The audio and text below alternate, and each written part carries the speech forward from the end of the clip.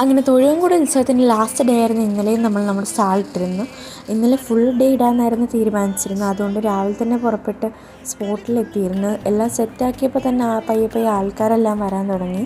നമ്മുടെ ഇന്ന് first day തന്നെ പ്രൊഡക്ട്സ് വാങ്ങിയവരെല്ലാം ലൈവ് ബ്രേസ്ലെറ്റ് വേണമെന്നും പറഞ്ഞ് വന്നിരുന്നു. അങ്ങനെ അവർക്ക് അതെല്ലാം മേക്ക് ചെയ്ത് കൊടുത്തു. ഇതൊരു വെറൈറ്റി ആയിട്ടുള്ളൊരു എക്സ്പീരിയൻസ് തന്നെയായിരുന്നു.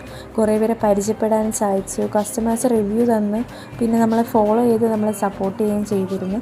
അതുകൂടാതെ തന്നെ നമ്മുടെ സ്റ്റാളിൻ്റെ അടുത്തൊരു ചേച്ചി ഒരു പേസ്ട്രീസിൻ്റെ സ്റ്റാളെല്ലാം ഇട്ടിരുന്നു. അങ്ങനെ ആ ചേച്ചിയിൽ കുറേ വെറൈറ്റി ഉണ്ടായിരുന്നെങ്കിൽ നമ്മൾ റെഡ് വെൽവെറ്റ് വാങ്ങിച്ചിരുന്നു. നല്ല ടേസ്റ്റ് ഉണ്ടായിരുന്നു.